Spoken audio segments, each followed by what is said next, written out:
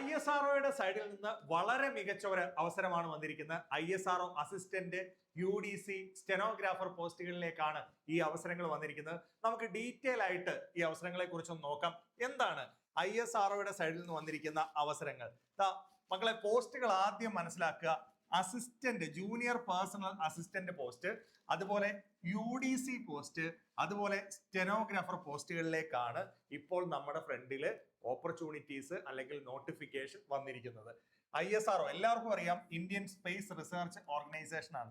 ഒരുപാട് പേര് കാത്തിരിക്കുന്ന ഒരു ജോലിയാണ് ISROയിൽ ഒരു ജോലി എങ്ങനെ നേടിയെടുക്കാം, അല്ലെങ്കിൽ ISROയിൽ എങ്ങനെ ജോലി കിട്ടും എന്ന് കാത്തിരിക്കുന്ന ആളുകളാണ്. അവർക്ക് വേണ്ടിയിട്ടാണ് ഈ ഒരു ഓപ്പർച്യൂണിറ്റി വളരെ പെട്ടെന്ന് തന്നെ നിങ്ങളെ അറിയിക്കുന്നത്.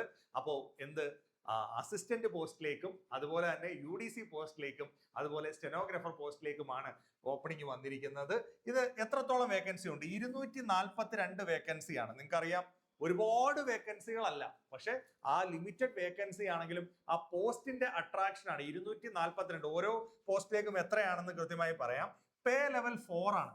നോക്കൂ, വളരെ അട്രാക്റ്റീവ് ആയിട്ടുള്ള സാലറി പാക്കേജ് ആണ്. ബേസിക് ഇതാണെങ്കിലും ഏകദേശം 50 to 55,000 സാലറി നമ്മുടെ കയ്യിൽ കിട്ടുന്നതാണ്. ഏത് പോസ്റ്റ് എന്ന് പറയുന്നത്?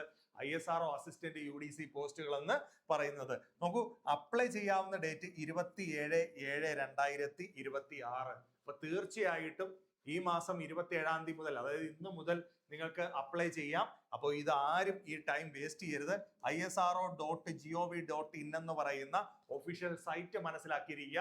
ഒഫീഷ്യൽ സൈറ്റിലൂടെയാണ് നിങ്ങൾക്ക് എന്ത് ചെയ്യാനായിട്ട് സാധിക്കുന്നത്? ഈ എക്സാമിന് വേണ്ടി അപ്ലൈ ചെയ്യാനായിട്ട് സാധിക്കുന്നത്. അപ്പോൾ ഞാൻ വളരെ വ്യക്തമായിട്ട് പറഞ്ഞു തന്നു ഏതൊക്കെ പോസ്റ്റുകളിലേക്കാണ് വിളിക്കുന്നതെന്നും ISRO ആണ് വിളിക്കുന്നതെന്നും അവരുടെ വേക്കൻസി, ടോട്ടൽ വേക്കൻസി എത്ര ഉണ്ടെന്നും പേ സ്കെയിൽ എത്രയുണ്ടെന്നും, ഏകദേശം 50 to 55,000 ആണ് പേ സ്കെയിൽ വരുന്നതെന്നും പറഞ്ഞു തന്നു. ഇനി നിങ്ങൾക്ക് അറിയേണ്ടത് കുറച്ച് പ്രധാനപ്പെട്ട ഇൻഫർമേഷൻസ് ഉണ്ട്. അതാണ് ഞാൻ പറയുന്നത്. എന്ന് വരെ അപ്ലൈ ചെയ്യാം? നോക്കൂ, ഞാൻ പറഞ്ഞു 27/7 മുതൽ നമുക്ക് അപ്ലൈ ചെയ്യാം. 16/8 ഓഗസ്റ്റ് 16-ാം തീയതി വരെയാണ് നമുക്ക് അപ്ലൈ ചെയ്യാനുള്ള ഡേറ്റ് എന്ന് പറയുന്നത്. അപ്പോൾ ഇത് നിങ്ങളുടെ സുഹൃത്തുക്കളിലേക്കും, ഇപ്പൊ മാതാപിതാക്കളാണ് ഈ വീഡിയോ കാണുന്നതെങ്കിൽ നമ്മുടെ മക്കളിലേക്കും ഒക്കെ പറഞ്ഞു കൊടുക്കാനായിട്ട് ശ്രമിക്കുക. നല്ലൊരു ഓപ്പർച്യൂണിറ്റിയാണ്. ഒരുപാട് പേര് ISROയിൽ ഒരു ജോബ് ആഗ്രഹിക്കുന്നത് കൊണ്ട് തീർച്ചയായിട്ടും ഈ ഒരു ഓപ്പർച്യൂണിറ്റി മനസ്സിലാക്കണം. ഇനി എലിജിബിലിറ്റി പോലെയുള്ള കാര്യങ്ങളെല്ലാം ഞാൻ പറഞ്ഞുതരാം. എന്താണ് ഇതിന്റെ എലിജിബിലിറ്റി? തീർച്ചയായിട്ടും അറിയേണ്ടതാണ്. അതിനു മുമ്പിട്ട് ഇതിനൊരു ഫീസ് സ്ട്രക്ചർ ഉണ്ട്. നോക്കൂ, 500 രൂപയാണ് ഫീസ് സ്ട്രക്ചർ. അതായത് 400 റീഫണ്ടബിൾ ആണ് after appearing the exam appear ചെയ്യുകയാണെങ്കിൽ 400 രൂപ നിങ്ങൾക്ക് എന്ത് ചെയ്യും? റീഫണ്ട് ചെയ്ത് തരും. നോക്കൂ, 500 രൂപയാണ് ഇവർക്കും വരുന്നത്, പക്ഷെ ഫുൾ എമൗണ്ട് റീഫണ്ട് ചെയ്യും ഈ കാറ്റഗറി ആളുകൾക്ക്. SC ST ഫിസിക്കലി ഡിസേബിൾഡ് ആയിട്ടുള്ളവർക്ക് 500 രൂപ വെച്ച് തന്നെ അപ്ലൈ ചെയ്യണം, പക്ഷെ ഫുൾ എമൗണ്ട് റീഫണ്ട് ചെയ്യും. UR general OBC EWS category ആളുകൾക്ക് 500 രൂപ എടുത്ത് അപ്ലൈ ചെയ്യണം. 400 റുപ്പീസ് എന്ത് ചെയ്യും? നമുക്ക് തരും. അപ്പൊ സീരിയസ് ആയിട്ടാണോ നിങ്ങൾ ഈ എക്സാമിന് അപ്ലൈ ചെയ്യുന്നത് എന്നുള്ളതൊക്കെ അറിയാൻ വേണ്ടിയിട്ടാണ് എന്ത് ചെയ്യുന്നത്? ഇങ്ങനെ ഒരു ഫീസ് സ്ട്രക്ചർ വെച്ചിരിക്കുന്നത് എന്നർത്ഥം. ഇനി എലിജിബിലിറ്റി ഒന്ന് നോക്കാം. എന്താണ് എലിജിബിലിറ്റി? ഏജ് നോക്കുകയാണെങ്കിൽ 18 to 28 ഇയേഴ്സ്. പറഞ്ഞു മനസ്സിലായോ? 18 മുതൽ 28 വയസ്സിനിടയ്ക്കുള്ള ആളുകൾക്കാണ് ഇത് അപ്ലൈ ചെയ്യാൻ പറ്റുന്നത്. ഇനി ഇതിന്റെ ഏജ് കാൽക്കുലേറ്റ് ചെയ്യുന്നതെന്ന് പറയുന്നത് 16/8/2026 വെച്ചിട്ടാണ് കാൽക്കുലേറ്റ് ചെയ്യുന്നത്, അപ്ലൈ ചെയ്യുന്ന ലാസ്റ്റ് ഡേറ്റ് വെച്ചിട്ട്. ഇനി അസിസ്റ്റന്റ് UDC പോസ്റ്റുകളിലേക്ക് ഏകദേശം 150 വേക്കൻസീസ് ആണ് വരുന്നത്.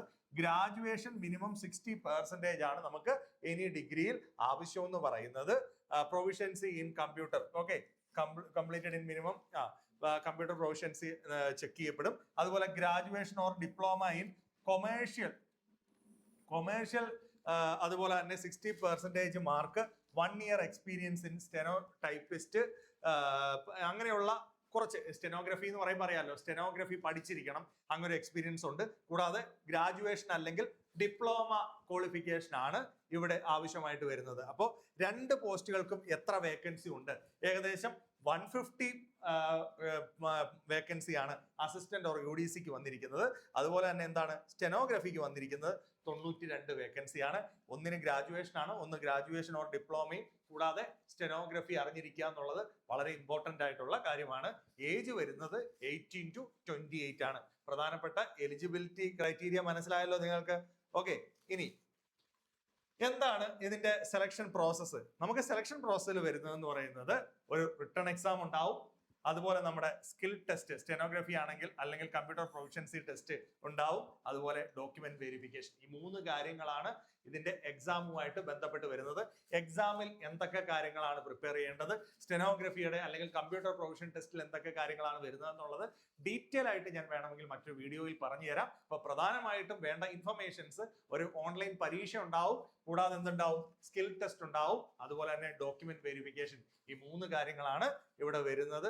നോർമൽ നമ്മുടെ സ്റ്റാഫ് സെലക്ഷൻ, റെയിൽവേ എക്സാമുകൾക്കൊക്കെ വരുന്ന അതേ ഒരു പാറ്റേൺ തന്നെയാണ് ഇവിടെ കീപ്പ് ചെയ്തിരിക്കുന്നത്. അപ്പൊ പ്രധാനപ്പെട്ട ഇൻഫർമേഷൻസ് നിങ്ങൾക്ക് മനസ്സിലായല്ലോ. ഇപ്പോൾ ISROയുടെ സൈഡിൽ നിന്ന് അസിസ്റ്റന്റ് UDC സ്റ്റെനോഗ്രാഫർ പരീക്ഷകളിലേക്കുള്ള 242 വേക്കൻസിയാണ്.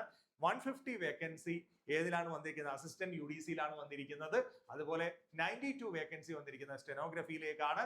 അപ്പോൾ ഏജ് ലിമിറ്റ് 18 to 28 ആണ്. ഗ്രാജുവേഷൻ, ഡിപ്ലോമ ക്വാളിഫിക്കേഷൻ ഉള്ള ആളുകൾ തീർച്ചയായിട്ടും ഈ അവസരം മനസ്സിലാക്കിയിരിക്കാനായിട്ട് ശ്രമിക്കുക. ആപ്ലിക്കേഷൻ ഫീ ഉണ്ട്, 500 rupees ആണ്, റീഫണ്ടബിൾ ആണ്. അതുകൊണ്ട് തന്നെ സീരിയസ് ആയിട്ട് ഈ എക്സാം കാത്തിരിക്കുന്ന ആളുകൾ ഈ ഓപ്പർച്യൂണിറ്റി എന്ത് ചെയ്യുക, മിസ് ചെയ്യാതെ അപ്ലൈ ചെയ്യാനായിട്ട് ശ്രമിക്കുക. Okay, thank you, all the best.